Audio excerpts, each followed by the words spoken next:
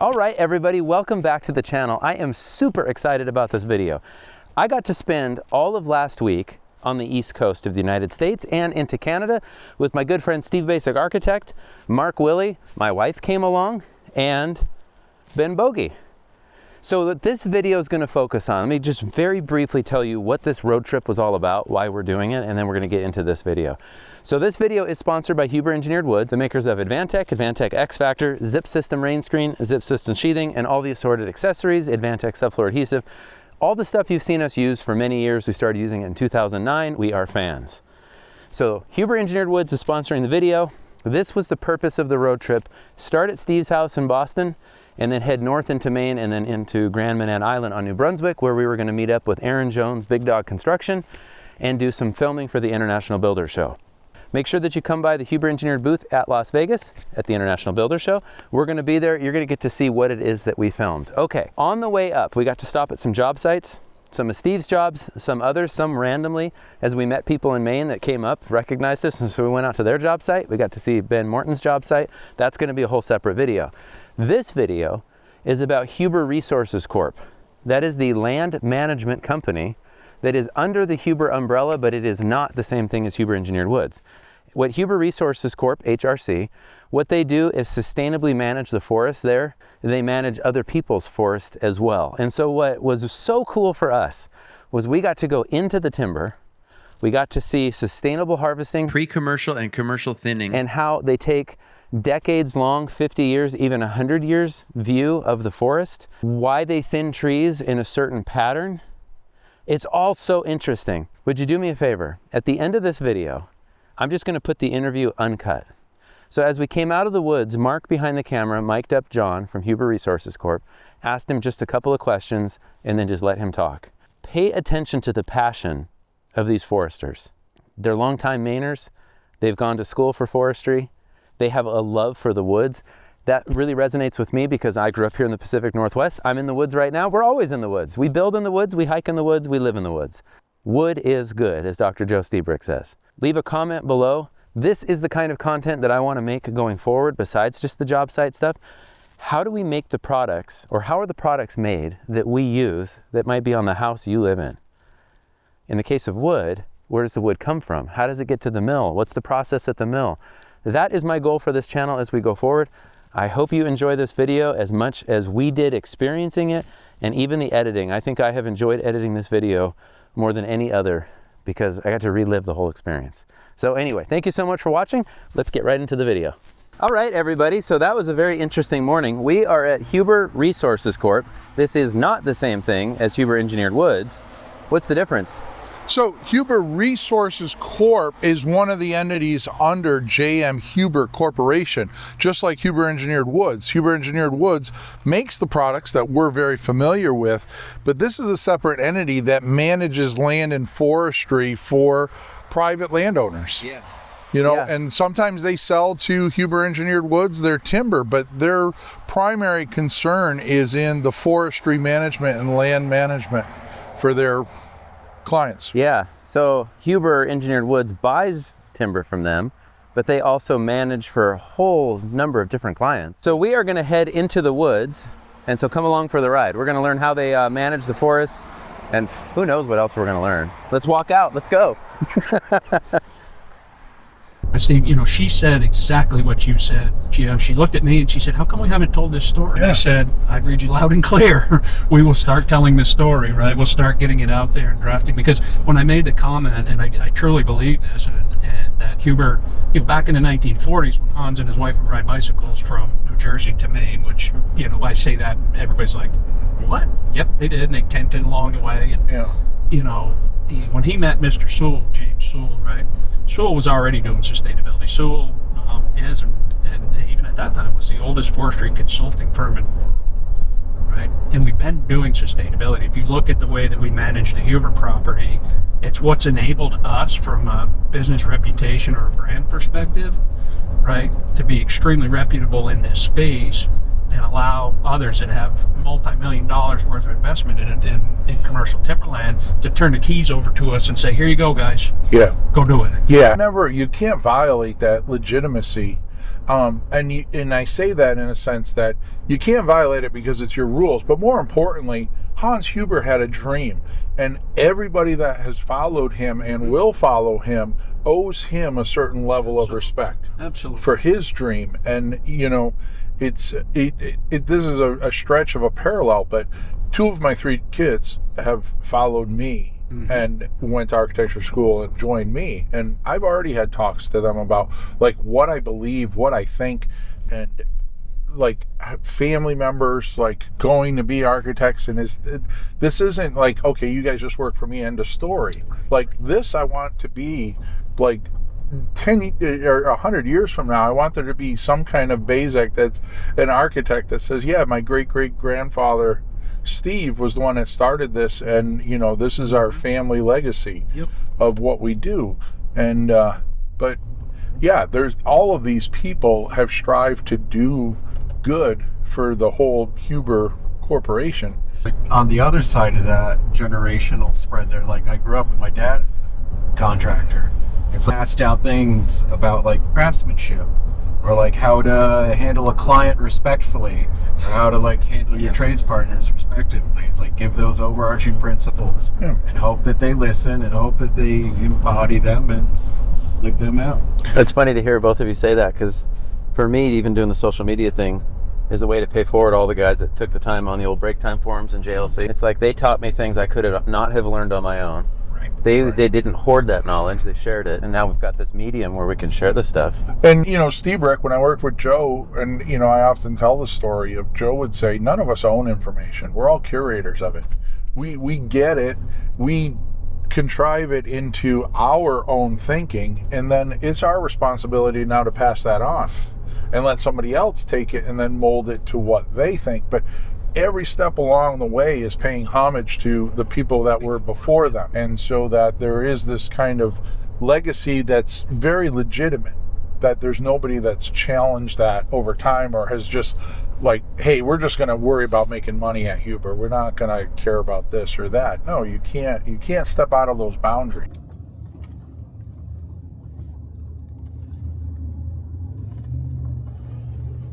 An all-season road, or we call that a summer road, which we're on now. You can tell it's got a solid base under it. It's ditched on both sides.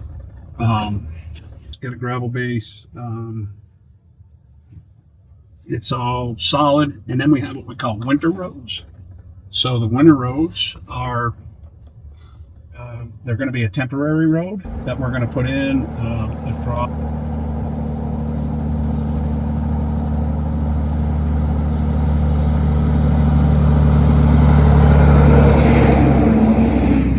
I'm John Kelly. I'm a Huber Forester. Project Forester actually is my role, and safety coordinator is one of the things that I do, but also was a senior operations forester here on this land base prior. So all of you have a toolbox, and in our toolbox we have several different silvicultural prescriptions that we can do. We touched on some of those already. Coming in across Weyerhaeuser, we saw some clear cuts. That was one of the silvicultural prescriptions we can use. On Noah's harvest, we saw a shelterwood harvest. That was another tool in our toolbox that we have to regenerate these stands. And what we're standing in now is a natural spruce fir white pine stand that's had some ingrowth of hardwood, predominantly red maple, maybe a little sugar maple as well. And what we're seeing here is a timber harvest that was done 3 years ago. So you see the skid trails behind me. It was cut with a processor, a tracked machine. It had a dangle head. It reached in, cut this tree down, kind of directionally helped it in one way or another. And then as it was processing these limbs off the tree, putting it all into the trail, and that's what it's going to continue to ride on. So it helps with ground disturbance. Those are low impact machines that we'll use in stands just like this. Here we were trying to mimic some smaller openings, natural regeneration openings. So here we were coming in and we were trying to take some of these lower quality stems out of this stand. So we were trying to open up small gaps like what you see right here to regenerate this area. So as you can see, we already have balsam fir, we have some birch. I know we have white pine interspersed here as well, probably some spruce seedlings as well. These all simply needed this little bit of light to start to regenerate. We just came from the pre-commercial thinning site. That's how they all started. So as this grows, we're going to continue to remove some of these trees to expand these gaps, get more sunlight in here, and then get some more water nutrients for these seedlings to continue to grow. So we're gonna come back in, again, we cut this around 3 years ago. We'll probably come back in another 10 years, maybe 12 years. We'll do another thinning in here. So again, we're looking to continue to thin from below. So we're looking to take that tree, looking to take that tree. We may take a little bit bigger tree here and there, but on AMC's ownership, they want to retain white pine, these taller pine, the pine like what we saw at our office, that king pine. They're trying to retain those across their ownership because at one time, like we saw, they were so heavily sought after that they were really overcut. So AMC wants to retain these trees. We're going to continue to thin from below. We're going to encourage all of this regeneration to go. And then before we're done, a tree like the one that you're behind will now be this size. AMC will make that determination at that point whether they want to cash that in or leave it on site along with some of these other white pine. But that would be a financially viable tree at that time. It would have reached its maturity. So that's kind of what we're doing here. Again, once the regeneration gets up to around here and we've taken off all the larger trees, that's when we're really looking to come in and evaluate this for a pre-commercial thinning treatment like we just came from. If it has a lot of hardwood in it and not a lot of softwood, then we'll allow this to grow naturally. But if we have a high component of spruce or fir in here and a little bit of hardwood, which I suspect it will end up being, we'll just continue to perpetuate that and sustainably manage that rotation again and again and again. These trees now are probably 40 to 50 years old. Again, they were natural. They were not treated with any treatment, so they just came up as they were. And now we're just trying to help to space them to allow them that opportunity to grow upward and outward. I'm Noah. I'm essentially the field forester that oversees this property for the Appalachian Mountain Club. Generally, my role is day-to-day harvest operations and road construction access. And this is unique to Appalachian Mountain Club, where they have their own foresters on staff. It's kind of a collaborative effort where more of their focus is some of their other objectives, such as recreation, capital road investment, otherwise, and Huber's more fine-tuned to the specific harvest operations. Though there's always overlap, as in Appalachian Mountain Club will make sure we're following their objectives all throughout the timber sale. And I've been in forestry for about just over 5 years now. Got out of school in 2019 from the University of Maine.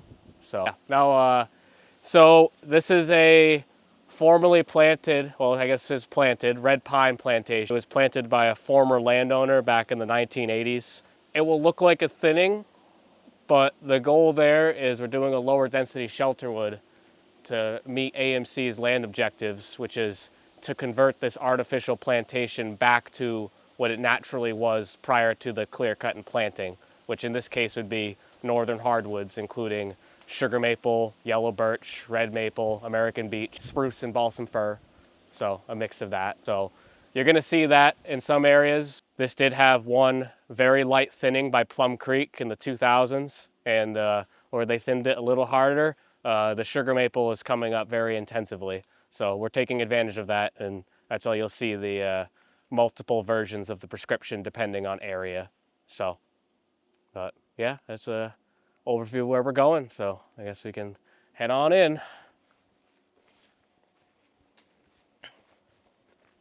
So basically the order of operations, what you have here is the fellow buncher is establishing a trail network, and then you'll see up the hill where he's starting to thin between the trails. And then once he gets ahead enough of that, It's a staggered start. So the processor, which is not here yet, they'll be coming in the woods through a kind of a saw and a runner. They'll run the tree through, cut it into product lengths that we're shipping to the mill, and leave all the tops and debris in the woods. And then after that, the folder, which is essentially a glorified tracked pickup. Basically, it's got like a big basket and a crane, and it'll come out, pick those up, and bring it roadside to get trucked to the mill. So we'll probably see the processor and forwarder here in the next week or two as this fellow buncher gets ahead. So with the silviculture, and for those who don't know silviculture, it's essentially the science behind forest management and how we try to promote growing trees and regenerate the next age class of trees. It's a shelter wood. A shelter wood meaning we are spacing out the residual trees in the overstory to promote a seed bed or to further along trees in the understory. So the focus of this harvest is thinking about the next generation. Now, the reason why we're doing that here, because uniquely, usually going through a plantation like this, we're thinking more on expanding the diameter and make bigger saw log trees. But in Maine, the red pine market isn't the greatest. So it's limited, and especially with AMC's management objectives, where they don't necessarily over the long term want to see this red pine here, we're thinking of more of a conversion back to what it naturally was, which is all these broadleaf trees you see around. This is predominantly sugar maple. Sugar maple will naturally regenerate without planting in partial sunlight, partial shade. So that's why we're opening up the space where we'll hopefully further along the sugar maple that's already here and promote more sugar maple to become established from seed sources around the plantation. Essentially, that's what we're doing here is we're opening space for sugar maple and yellow birch to get established, and where it's already existing, we're removing the bigger trees around it so that we can start promoting more growth for what's underneath. Here's a good example right here. When the operator gets to cutting around here, he's going to take out all this red pine and balsam fir around it and further promote this maple here to grow into more longer lived hardwood. So, but we'll have to walk a little ways to get closer to the fellow buncher. So, but luckily the other machines haven't been through here yet, so the walk's pretty easy. The trees I went over, the Canadian leaf, this is sugar maple with the, there we go, this one's a little better. With that 6 lobe structure with the smooth, that's sugar maple. You'll also see red maple in here where the leaf looks very similar, except there'll be little tooths around the lobes. And then red pine, that's the tree you're seeing the most of in here. That's the tree with the reddish bark that has the long green needles on top. That's what was planted here before. The balsam fir also has needles, short, stubbier, cone-like in feature. This would be these trees right here, the grayish bark with the little sap blisters on them. My safety cap for a moment as a safety coordinator. So as we go up and we get closer, we want to go no closer than 2 tree lengths away from the fellow buncher. We're going to wait for him to stop the saw, shut the machine off completely before we approach. But along the way, there'll be slips, trips, falls, all that opportunity. Then you also see these bunches off this side that are kind of hung up in the trees. He's not yet placed them in the skid trail. So we just need to be cognizant of these as well. A little wind, a little change of something, and they could come down. So just be cognizant of that, as well as limbs and stuff that may still be in the canopy. So just pay attention as we go. I'll be staying in the safest line of direction as I'm walking, so feel free to just follow where I walk. And like you said, because of those hung up trees, I would not step off this trail at all.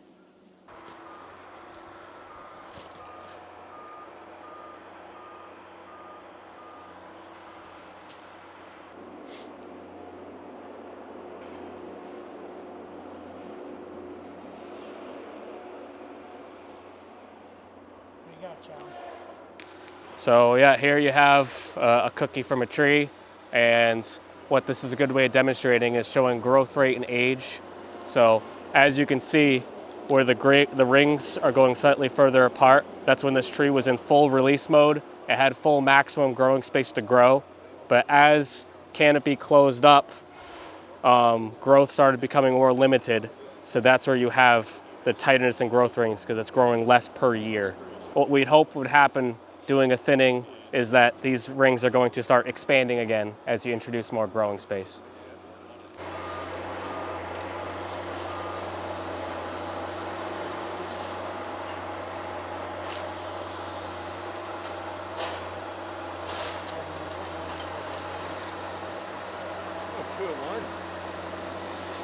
Fellow buncher depends on the size of the tree and the weight, but I mean, in this red pine, they may up to do up to 3 to 4 if it's smaller. Right, Yeah, that's the advantage of the fellow buncher, is the controlled felling and the ability to bunch multiple trees together in one cutting cycle. Appropriate name. Yep. Yeah, no, the logging terms, they keep it simple. Yeah, right.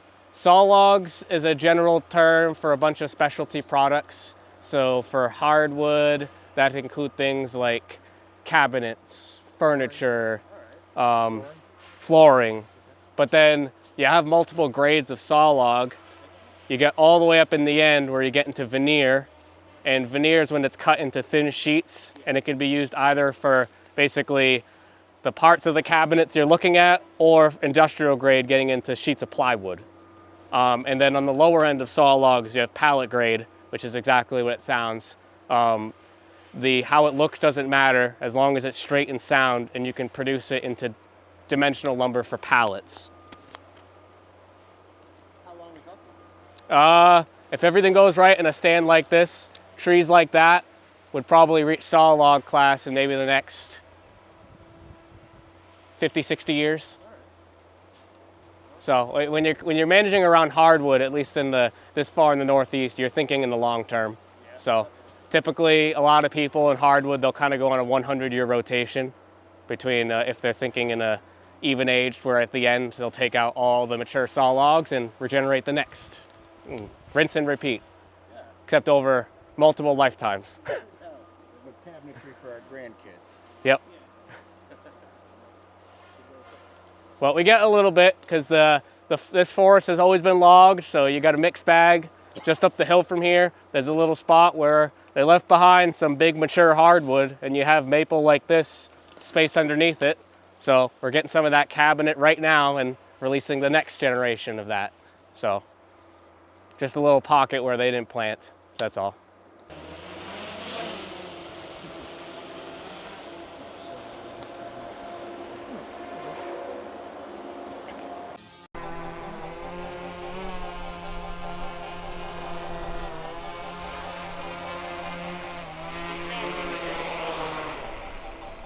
Hey, not bad. I thought I was going to hit something.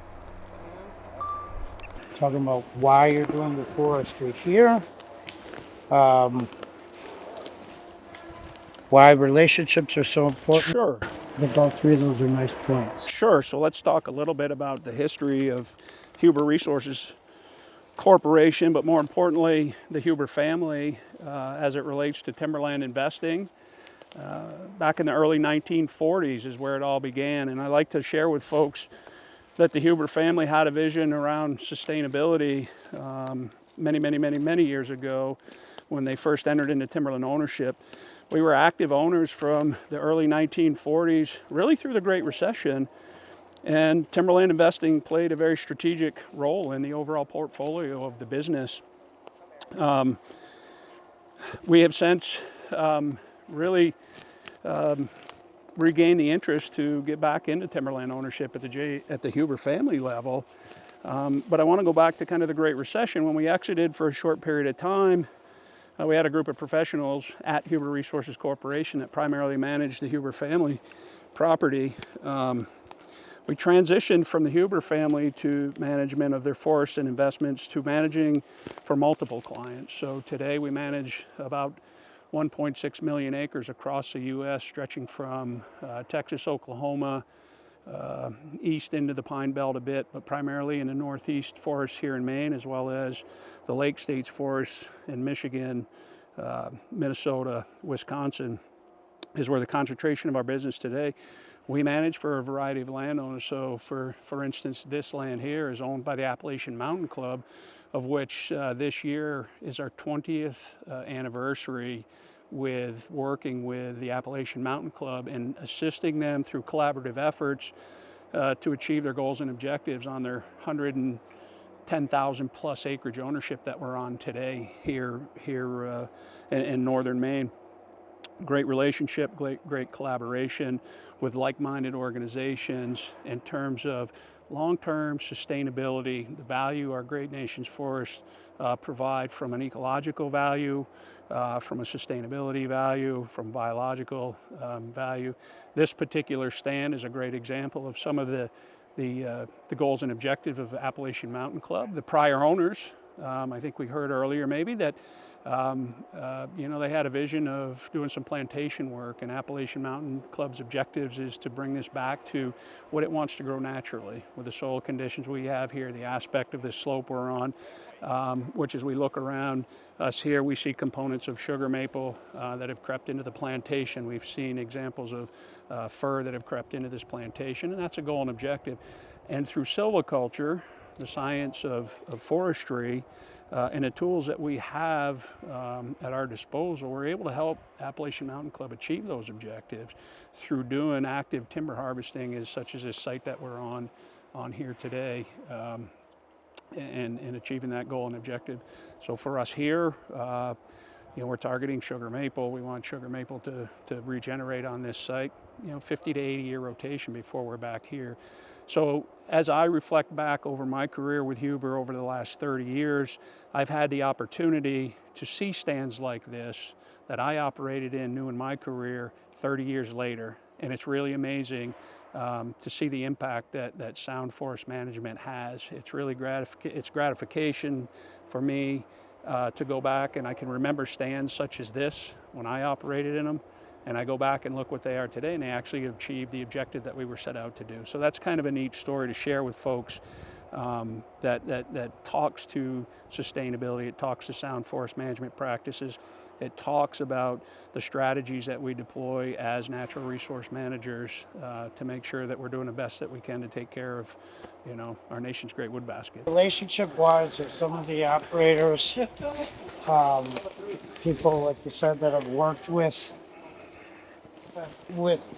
Huber in previous generations, how that gets passed on to their sons and daughters? Sure, yeah. So logging, great question, and typically we see loggers, truckers that are supporting this industry today are multi-generational kind of families that it's been passed down from generation to generation.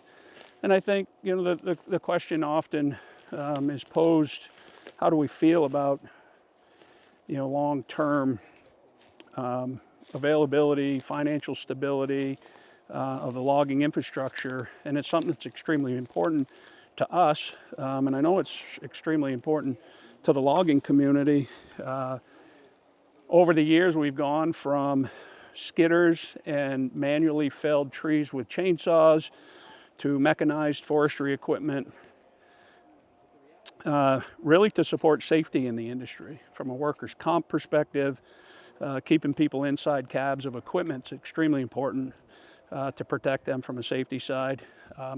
Also, the output has increased when we went to mechanized harvesting. You can imagine in this stand we're in today, if each one of these stumps that we're seeing here were manually felled by an individual, one tree at a time with a chainsaw, you can just visualize kind of a lower production rate. I think that the big question is, is logging sustainable long term? And I think as long as we have these multi-generational families that have a passion to come do this, I think we're going to be in a good spot. Now, it doesn't come without challenges, right? Cost is a major component. Capital equipment investments to get in with mechanized harvesting is, well north of $1 million investment for one set. So you have to think about that. Do you really want to enter into this space and carry that burden of investment cost?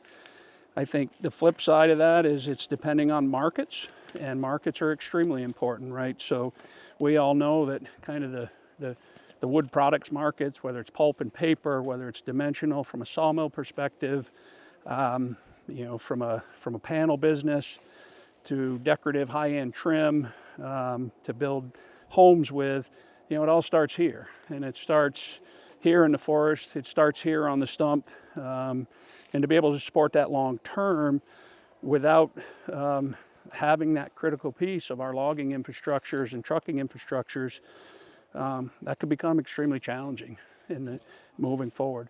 Because I like to share with people, it starts with our foresters and it starts with the people that are doing the work here in the woods.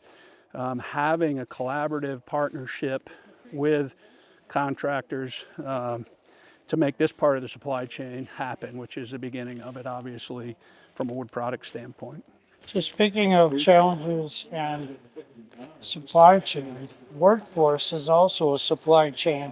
So if we rule out folks from the town, folks that are generationally welcomed in, hear of an opening or they got the gusto to do it, what is done in the world of mentorship and apprenticeship for attracting new talent and cultivating the gifts of new talent that come their way? Yeah, great question. You know, I think we have seen more activity in that space in the last 5 years than we probably have in the last 15 or so, and it's really centering around educating young minds about what logging is and the opportunities that present themselves.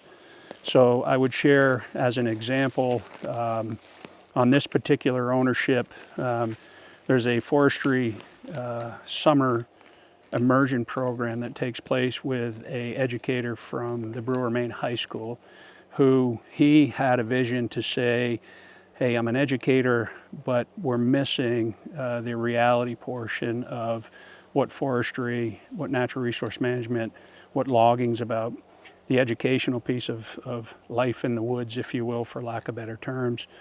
And that program this year marked, I believe, the second full term that students were able to enroll in a pure summer camp where they came to the woods and they were fully immersed in all things forestry, to the point where they were actually operating logging equipment by the end of the summer, the short summer period that they were there. It builds self-esteem for young individuals.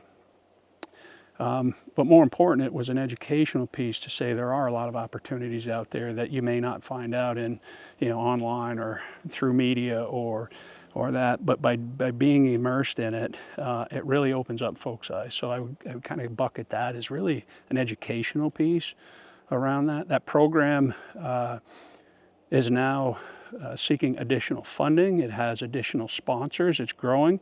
And the core group is trying to figure out how can we expand that across the entire state, not just in one region on this ownership, but multiple ownerships, touching much more broader population across the state. So we're very encouraged about, I like to call it kind of that grassroots effort of saying, let's go make a difference.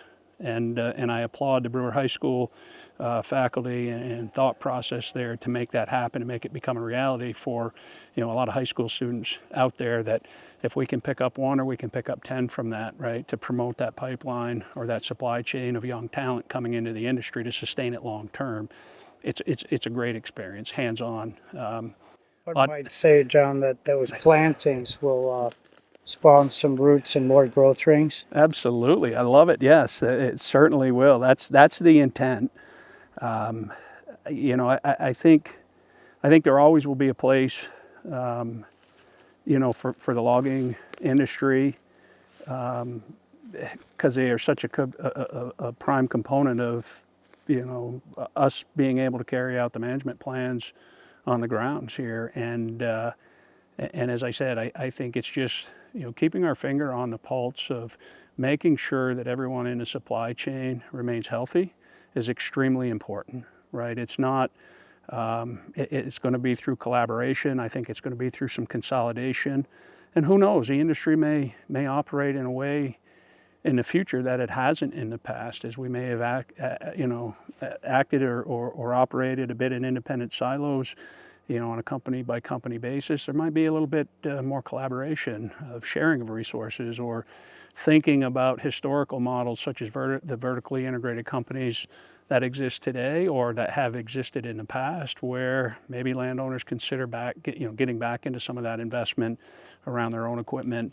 I think the equipment manufacturers have a nice role to play here too, and in conversations with those folks, as we talked a moment ago, the cost of new equipment, highly expensive, extremely expensive, and they're scratching their heads going, hey, how can we make entry into this space more affordable for the folks that are interested in doing that? So I think there's a lot of moving parts, and I think it's keeping that dialogue alive and keeping those conversations going.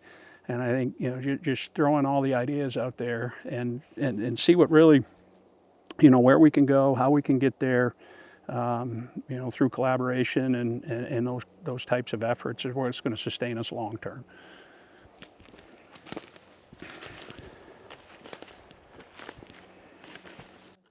Yeah, we'll call my phone about too. Thank goodness you haven't been stuck in a cubicle all these years. No, I don't know that I could. I like to say, I've had the fortunate opportunity over my career to start here in the forest, doing field forestry work. As I shared earlier, having the opportunity to make decisions 30 years ago and going back to those same stands of timber and observing the outcome, it's a really nice feeling when you see those outcomes. I've also had the opportunity to be on the manufacturing side for multiple years too, and understanding where the timber comes from, how the timber is harvested, what the landowner's goals and objectives are as it relates to wood products consuming facilities, helps me relate a little bit to how wood flows, where wood comes from, how it's harvested, who we're working with in partnerships with suppliers, and then having the opportunity to come back and work with such a professional team of foresters that have been doing this for a very long time. I think as we've learned today through introductions, most of the folks we've met today, with the exception of maybe Noah, their career has started with a 20 and gone up from there of that many years working in natural resource management with the Huber organization. So yeah, really it's been a great ride, and it still is a great ride, and we'll keep doing our part to make sure that we're thinking about those 30 and 40 and 50 year windows ahead of us, which is very long term, and a lot of people's thinking, especially in today's world. Tell the people watching, John, the name of the company and how they could find out more information, please. Yeah, so we are Huber Resources Corporation. Please look us up on the web. We provide services, land management services, from full turnkey to specialized project approaches. We also we do a lot of work around timber valuation, appraisal work, acquisition, disposition, due diligence, analytics, full back office accounting. We primarily operate, as I said earlier, in the Northeast, in the Lake States, kind of the Southwest region of Southeast Oklahoma, North Texas, back east through the Southern Pine Belt. Yeah. Give us a call if you need some help. Okay, everybody, thank you for sticking all the way to the end of the video. I mean, there is so much more to tell. That was our first time going into the woods with HRC. And the whole experience, we just kept saying, and since then, it is currently January 2025, and I'm finally finishing this video. So from mid-September to now, and when we get together and we talk about it, I was just with Steve Basic 2 weeks ago. I flew into Boston and walked a project, and then I went to the Cayman Islands for some vacation. Anyway, we were like, we definitely want to go back, because now that we have a better idea of what was going on there, we would film it totally differently. But I think the authenticity and the enthusiasm of the Maine foresters that you got to meet, I think that carries through. It certainly carried through with us. So anyway, thank you for watching. Hit that like and subscribe button, because you know you want to. Feel free to share this video with everybody on your contact list. And we'll see you in the next video. Thanks for following along, everybody.